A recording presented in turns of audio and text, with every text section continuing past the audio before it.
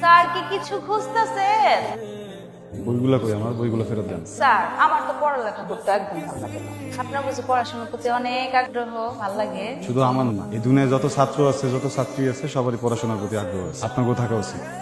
বইগুলো কই রাখছেন দেন। আমার বইগুলো আমার দিয়ে দেন। ওই যে সামনে দূরে ওই এই যে এটা পুষ্পিনী আছে, উনি কি একটা ডুব দেন, দেখবেন আপনার বইগুলো সাঁতার কাটতেছে।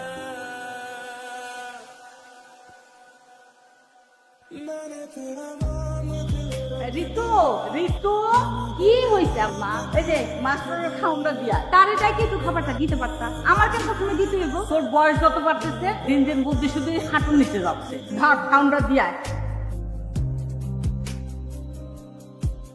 এই যে নেন আপনার খাবার, তাড়াতাড়ি খান। কষ্ট করে আসা কি দরকার ছিল? আমার বলে আমি তো জানি এটা। অনেক কষ্ট করছে, আপনার আর কষ্ট করা লাগবে না। পয়সা পয়সা তো খাইতেছেন, আমার আব্বা আপনার একটা সুন্দর ঘর দিছে থাকার জন্য, থাকেন। কিন্তু আপনার যেটা কাজ, আমার পড়ালেখা শিখানো, সেই কাজটা তো হইতেছে না। আমার তো পড়ালেখা কিছুই হইতেছে না। আপনার এখন কি উচিত জানেন? আত্মসম্মান বোধ, লজ্জা এটা যদি থাকে চলে যাও। অন্যের অন্ন নষ্ট করার কোনো মানে হয় না, বুঝছেন? আপনি একজন নির্লজ্জ মানুষ, সেটা আমি বুঝে গেছি, কিন্তু এত নির্লজ্জ সেটা বুঝুন। আপনি কাউকে চলে যান, যান স্যার। যাবেন না? না, আপনি আসলে একটা বেহায়া মানুষ, বুঝছেন? এটা কথা কি জানেন তো? বস্ত্র, বাসস্থান, শিক্ষা, চিকিৎসা, এগুলো হলো মানুষের মন ধরে।